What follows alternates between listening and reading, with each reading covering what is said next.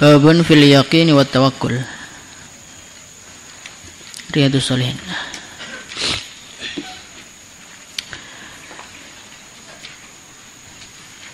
Qala ta'ala innamal mu'minuna alladhina idza dzukirallahu wajilat qulubuhum wa idza tuliyat 'alaihim ayatuhu zadatuhum imana wa 'ala rabbihim yatawakkalun.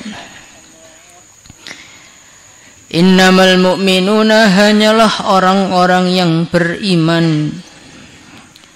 Alladzina adalah orang-orang idza dzukira ketika disebutkan Allahu Allah wajilat maka bergetar qulubuhum hati-hati mereka.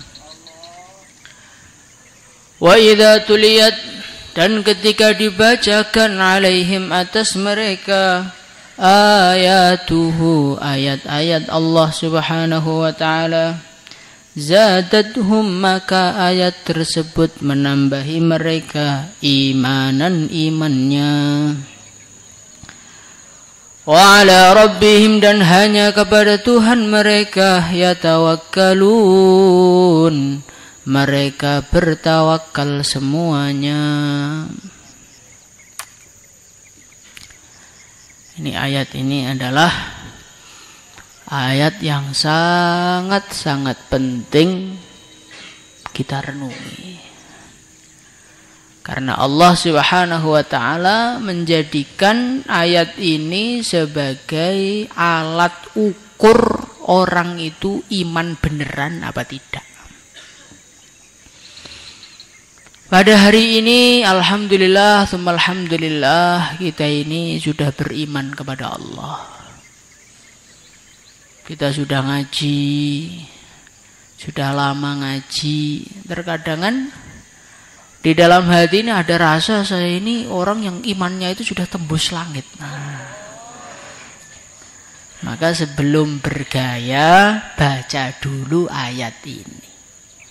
Tanda-tandanya kesempurnaan iman ini sudah ada belum di dalam hati kita. Allah berfirman, innamal mu'minun. Sesungguhnya orang-orang yang beriman. Alladzina adalah orang-orang idza dzukirallah ketika nama Allah disebutkan kepada mereka. Wajilat qulubuhum maka bergetar hati mereka. Ini tandanya orang itu iman beneran.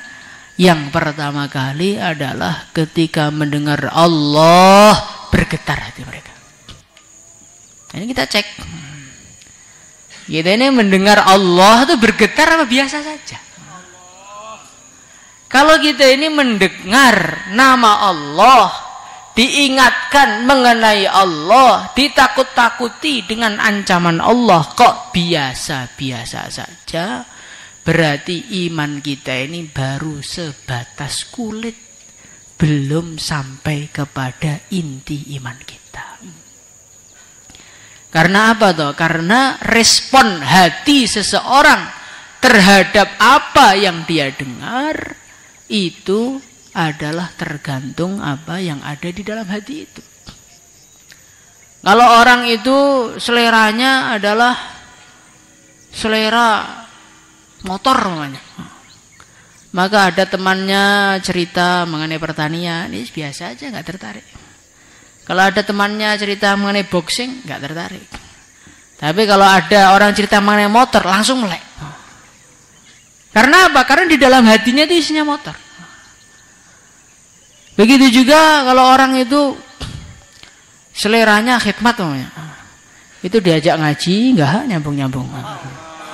Diajak dakwah enggak berangkat, kalau khidmat langsung berangkat tinggalkan ngaji semuanya. Ya setiap orang itu seperti itu. Tergantung apa yang dia pikirkan, apa yang dia rasakan dalam hati, itulah yang akan menjadikan bergetarnya hati. Lah kalau orang itu mendengar asma Allah enggak bergetar, berarti keagungan Allah itu belum masuk di dalam hati. Kalau keagungan belum masuk dalam hati, ya jangan ngaku sudah hebat imannya. Idza dzukirallahu wajilat qulubuhum wa idza tuliyat 'alaihim ayatuhu zadatuhum imana. Kemudian ciri yang kedua, wa idza tuliyat 'alaihim ayatuh, ketika firman-firman Allah dibacakan kepada mereka, zadatuhum imana, semakin banyak ayat yang dibacakan, semakin meningkat iman. Maka orang tuh kalau imannya benar, imannya itu lurus betulan, Kang, mondok itu semakin lama ya semakin takwa. Karena semakin hari dia lama di pondok, semakin banyak firman Allah yang dia dengarkan. Lah kalau kita ini ngaji, idza tuliyat alaihim ayatuhu zadatuhu nauman. Dibacakan Quran, semakin dibacakan malah tambah ngantuk. Malah tambah ngantuk. Ini bagaimana ini? Maka ada seorang ulama ditanya oleh muridnya, "Ya Syekh, kenapa diri saya ini? Mali idza qara'tumul Qur'an." Kenapa ketika engkau ini membacakan Al-Quran kepadaku dan menyampaikan hadis-hadis nabimu kepadaku, waqa'a alayyan naum, tiba-tiba saya langsung jatuh kantuk. Mau tahu jawabannya ulama tadi? Ini jawabannya menyakitkan tapi nyata, kan? Ulama tadi mengatakan, anta himarun fi mislahil insan. Oh, engkau itu keledai tapi berbaju manusia. Manusia itu cuman bungkusnya aja. Kamatsalil himari yahmilu asfara. Kitabnya gede-gede sampai kelas tidur seperti himar mikul kitab. Nah, kalau orang tuh imannya benar, berarti kalau kita ngantukan ngaji nih ya, mungkin ada masalah di dalam iman kita. Karena orang tuh kalau imannya benar tuh semakin dibacakan semakin meningkat, semakin meningkat, semakin meningkat. Sehingga orang yang paling banyak suhbah dengan Rasulullah, mendengarkan firman-firman Allah, ya Sayyidina Abu Bakar. Maka beliau ini imannya tertinggi di kalangan para sahabat. Bahkan andai kata iman beliau ditimbang dengan semua imannya manusia, lebih berat imannya Abu Bakar. Tentunya selain para nabi, para rasul. Jadi ini kita renungi. Tanda pertama nggak ada. Tanda kedua nggak ada juga. Wah. Yang ketiga tambah parah lagi ini. Wa ala rabbihim yatawakkalun. Dan hanya kepada Tuhan mereka yatawakkaluna, mereka bergantung. Jadi ciri khasnya seorang yang beriman kepada Allah ini bergantungnya hanya kepada Allah. Yathiqu bihi, percaya kepada Allah totalitas 100%. Tidak percaya kepada makhluk secuil pun. Al-Imam Al-Ghazali rahimahullahu ta'ala, beliau menceritakan dalam Babut Tawakkul, kitab Ihya, beliau menjelaskan bahwasannya keadaannya orang yang tawakal kepada Allah ini ada 3. Yang pertama adalah pasrahnya seseorang kepada orang yang sangat ahli. Kepercayaannya kepada Allah itu seperti kepercayaannya dia di dalam memasrahkan urusannya kepada orang yang ahli. Contohnya, kita ini sedang terjerat kasus di pengadilan. Maka kita ini membutuhkan seorang pengacara. Maka kita ini dikasih tahu ada seorang pengacara yang semenjak jadi pengacara belum pernah kalah sekalipun. Sampai negara-negara besar pun dalam pengadilan kalah dengan dia. Maka kita ini memasrahkan urusannya kepada pengacara tadi ini dengan pasrah total apa pasrah biasa? Wes total, Pak, tolong pokoknya uruskan urusan saya. Wes saya nggak usah ikut campur, saya paham engkau ini paling pinter, engkau ini paling ahli, engkau ini paling hebat. Saya pengen engkau memenangkan urusan saya. Semakin ahli orang, maka semakin tinggi kepercayaan kita kepada dia. Dan ini adalah tingkatan tawakal yang pertama. Dia yakin Allah Subhanahu wa taala yang Maha Kuasa, Allah Subhanahu wa taala segala-galanya, selain Allah nggak bisa apa-apa, maka saya pasrah kepada Allah. Ini tingkatan yang pertama, tingkatan rendah. Bisalah insya Allah kita mencapai tingkatan ini. Tapi yang kedua ini berat lagi nih. Tawakkal katawakkalit tifli ala ummihi, sebagaimana tawakalnya seorang bayi kepada ibunya. Bayi itu begitu tawakal kepada ibunya. Setiap ada apa-apa yang dia cari apa? Ya ummah, hai ibuku, hai ibuku. Perasaan dia pokoknya nggak ada perkara yang bisa membantu saya selain ibu itu nggak ada. Pokoknya simboke sing digoleki mboke. Nah, ini kok bisa dikatakan lebih tinggi kenapa, Pak?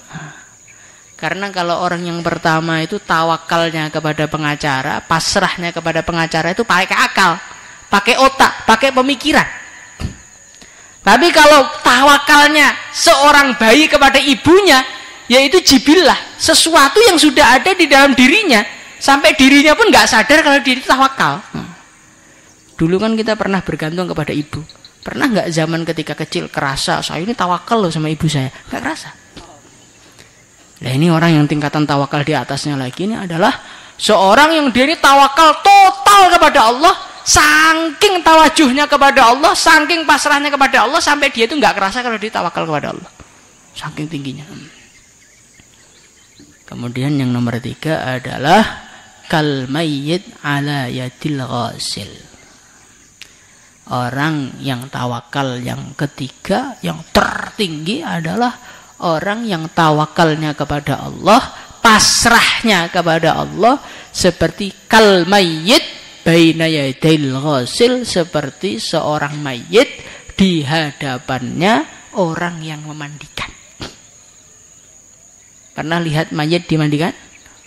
Digerakkan ke sana, digerakkan ke sini, diem aja, diangkat ke sana, diangkat ke sini, nggak ada ceritanya mayat protes, itu nggak ada. Pernah lihat? Kalau mayat kok masih bisa protes, berarti belum mayat itu. Nah, tingkatan yang tertinggi itu adalah ketika seorang manusia, dia ini sudah pasrah kepada Allah sampai dia ini sudah nggak punya keinginan apapun. Seorang ulama beliau mengatakan uridu alla urid, saya itu ingin menjadi orang yang nggak punya keinginan karena semua sudah saya pasrahkan kepada Allah. Dijalankan ke timur ya pasrah, dijalankan ke barat ya pasrah, dijadikan mulia ya pasrah, jadikan hina ya pasrah, dijadikan apa saja pasrah. Sampai orang yang zauknya itu sampai tingkatan tawakal ketiga itu sampai suruh doa nggak mau. Syekh, kenapa kamu nggak pernah doa? Lah untuk apa doa? Kalau saya ini doa kepada Allah itu seakan-akan saya ini masih nggak puas dengan apa yang Allah berikan kepada saya. Walaupun doa itu perintah Allah, nanti babnya lain ini. Ini masalah zauk, masalah rasa. Nah, inilah tingkatan tawakal seseorang yang tertinggi, yaitu ketika dia sudah total kepada Allah sampai dia apa-apa ini nurut dan nggak berani usul kepada Allah. Semoga tawakal ini ada di dalam diri kita. Nah, bagaimana supaya kita ini bisa tawakal? Karena kita lihat-lihat dari tadi sambil dengarkan ngaji, sambil ngerasakan itu tiga-tiganya itu nggak ada semua loh. Idza dzukirallah wajilat qulubuhum, jika nggak terlalu lebih deg-degan mendengarkan orang yang dicintainya lewat di sampingnya daripada mendengar nama Allah. Padahal yang kamu cintai lo belum tentu juga senang sama kamu. Kadang-kadang malah diambil orang lain. Jadi yang pertama kita sudah gagal tes uji. Yang kedua, idza tuliyat alaihim ayatuhu, nyatanya juga enggak. Karena semakin lama ngaji softnya semakin mundur. Berarti imannya berkurang kan, enggak bertambah itu. Kemudian yang ketiga, kita juga masih bergantung kepada orang tua. Setiap akhir bulan, pura-pura tanya kabar orang tua, padahal hasilnya minta duit untuk awal bulan. Muharram, tausiul iyal, tausiul iyal ini merepotkan orang tua. Nah, ini bagaimana coba?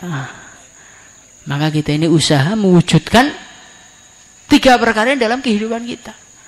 Nah, bagaimana caranya? Kita mulai dari tawakal. Supaya kita ini bisa pasrah kepada Allah adalah kalau kita ini merasa makhluk itu nggak bisa apa-apa. Makhluk itu nggak ada kekuatannya, nggak bisa bergerak, nggak bisa menolong, nggak bisa apa-apa. Yang bisa hanya siapa? Allah. Loh Pak, saya lihat teman saya ini loh ngasih saya uang, teman saya mukul saya, teman saya cinta sama saya, teman saya musuhi saya. Kan berarti makhluk itu juga bisa, Pak. Oh tidak. Makhluk itu nggak bisa apa-apa. Makhluk itu digerakkan oleh Allah. Lah saking lembutnya pengaturan Allah, makanya Allah itu latif, Allah itu maha lembut. Saking lembutnya Allah itu sampai makhluk itu digerakkan oleh Allah itu nggak kerasa. Perasaannya ini kemauan saya, ini jerih payah saya. Padahal kalau orang itu mikir, maka dia nanti akan sadar bahwasannya semua itu dari Allah. Maka dalam Ihya itu diceritakan, digambarkan oleh Imam Ghazali bagaimana orang itu memahami bahwasanya semua itu dalam kendali Allah. Ada satu kertas kosong. Tiba-tiba kertas kosong ini penuh dengan tinta, penuh dengan tulisan. Maka orang tanya kepada kertas, "Hei kertas, kenapa kamu itu kok kamu kotori diri kamu dengan tinta sampai bentuk kamu tuh gak karu-karuan tuh kenapa? Kan kamu tuh putih, kamu tuh bersih. Kenapa kamu celorengi diri kamu gak karu-karuan tuh kenapa?" Maka kertas mengatakan, "Jangan kamu salahkan saya. Kamu tanya sama tinta sana loh. Loh saya itu diem-diem enak-enak di sini, tahu-tahu tinta datang ngotori muka saya." Maka akhirnya dia datang kepada tinta. "Hei tinta, kenapa kamu itu kok semena-mena datang kepada kertas yang mana dia ini juga nggak musuhan sama kamu, nggak pernah ganggu kamu, kok kamu kotori itu kenapa?" Maka tinta ini mengatakan, "Jangan salahkan saya ini enak-enak di rumah saya, tahu-tahu datang pena, dia nyedot saya." Orang zaman dulu itu kan penanya itu pen tutul itu kan. Nggak kayak sekarang tintanya sudah di dalam pen.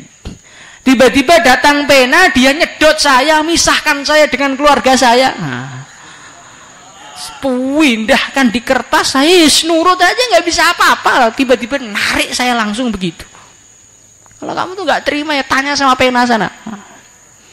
Maka pena diurus lagi. "Hei pena, kenapa kamu itu kok bisa ngotori kertas dengan mengambil tinta, misahkan tinta dari keluarganya?" Maka pena mengatakan, "Loh, kamu juga jangan salahkan saya. Saya ini dulu ini di pohon, berkumpul dengan teman-teman saya, tahu-tahu tuh ada tangan gergaji saya, motongin saya, bentuk saya jadi pena, terus nyedot tinta, ngotori kertas. Kalau kamu tuh nggak terima ya kamu datang sama tangan, kamu tanya tangan sana." Maka tangan itu diurus, tangan juga mengelak lagi. "Hei, kamu tahu nggak? Saya ini kan cuma tangan. Tangan itu apa tuh? Gandengan dari tulang dan daging. Mana ada daging itu bisa bergerak? Mana ada tulang itu nggak bisa bergerak? Ini mesti karena ada kekuatan yang menggerakkan saya. Tiba-tiba ada kekuatan masuk ke dalam diri saya, akhirnya saya motongin kayu, semuanya gara-gara kekuatan. Gara-gara kudroh ini. Kamu urus sama kudroh sana. Kenapa dia ini kok bisa seperti itu?" Kemudian akhirnya diurus kudroh. "Hei kudroh, kamu tuh kok bisa masuk sama tangan tuh gini? Kenapa?" Maka kudroh mengatakan, "Saya ini juga nggak tahu tiba-tiba masuk ke tangan tuh gimana ceritanya. Karena saya ini dipaksa oleh makhluknya Allah, namanya irodah, namanya keinginan. Saya itu aslinya ya ada di dalam tubuh manusia itu, saya itu ada, tapi saya diem aja. Ketika nggak ada dorongan dari keinginan itu saya nggak gerak ngapa-ngapain. Maka kalau kamu pengen ngurus, kamu tanya sama irodah sana. Maka irodah ditanya, kenapa kamu itu kok bisa dorong kudroh sampai akhirnya ngotori kertas itu kenapa? Maka irodah itu ngelak lagi. Lah bagaimana saya ini nggak bergerak, nggak ingin. Lalu tiba-tiba itu ada ilmu, ada pemahaman yang masuk di akal, kemudian akal itu memaksa saya untuk ingin, dari ingin menjadi gerak, dari gerak menjadi pena-pena sampai akhirnya kotor ya gara-gara ada pemahaman yang masuk ini. Lah pemahaman itu diurus, nggak tahu dia dari mana. Ternyata yang memasukkan itu Allah. Coba kita renungi. Kita ini kan ada yang selera sambal, ada yang selera pedas, ada yang selera manis, ada yang seleranya itu putih, ada yang seleranya itu hitam. Nah, siapa yang memberikan selera? Allah. Ada orang tuh senangannya kopi, ketika diurus kopi itu enaknya di mana? Bingung dia. Nah, iya, kok iso seneng? Padahal kan air udah bersih-bersih malah dicampuri kotoran warnanya hitam. Enaknya di mana itu? Tapi ketika Allah sudah memasukkan ilmu, pemahaman mengenai lezatnya kopi, ya kopi jadi lezat. Kalau kopi sih belum terlalu aneh, rokok Bang. Enggak ada enaknya sama sekali, belas. Orang tuh kalau akalnya normal, enggak ada enaknya sama sekali. Long asap dibakar, masukkan paru-paru, keluarkan lagi, masya Allah. Lah kalau mau dikeluarkan kenapa dimasukkan? Nah. Tapi ketika Allah sudah memasukkan rokok itu enak, haram, gak penting. Nah, akhirnya sudah jubahan, sudah kupluan, sudah karkon 4 bulan sejuk merokok terus. Itu berarti menunjukkan makhluk dalam kendali Allah. Kalau bayan ya cerita bahayanya rokok, habis bayan nyalakan lagi. Nah, itu menunjukkan makhluk itu nggak punya kendali. Yang punya kendali siapa? Allah. Nah, ketika manusia itu sudah merasa yang mengendalikan hanya Allah, maka manusia itu nanti nggak akan bergantung selain Allah. Maka orang itu kalau sudah kenal sama Allah, bergantung kepada Allah, wa ufawwidu amri ya Allah, maka apa yang terjadi? Ya mesti tenang hidupnya. Orang itu hidup, nanti saya ini gimana ya? Gimana nasib saya ya? Nanti laku nikah apa enggak ya? Saya kelihatan jelek, giginya maju, nggak pernah mandi. Nggak usah bingung kalau takdirnya Allah itu menggerakkan manusia untuk senang sama kita. Itu hitam kita itu jadi tampak manis. Dan itu terbukti loh kan, orang jelek banyak yang laku loh. Maka kita ini tawakal saja kepada Allah, nggak usah mikir makhluk. Nanti kalau kita tawakal kepada Allah, maka Allah akan mencukupi kita. Wa may yatawakkal 'ala Allah fahuwa hasbuh. Sopo sing tawakal Gusti Allah mesti dicukupi. Apa kita masih kurang percaya dengan bagaimana Allah mencukupi kita? Kita mulai kecil sampai detik ini semuanya dicukupi oleh Allah. Napasnya, makannya, hidupnya, nyawanya, gerak jantungnya, gerak paru-parunya, semua sudah dicukupi Allah. Masih belum percaya juga? Nunggu malaikat maut mencabut kita baru percaya? Masya Allah, naudzubillah. Maka mumpung nyawa masih ada, kesempatan masih ada, bagaimana kita belajar tawakal? Insya Allah.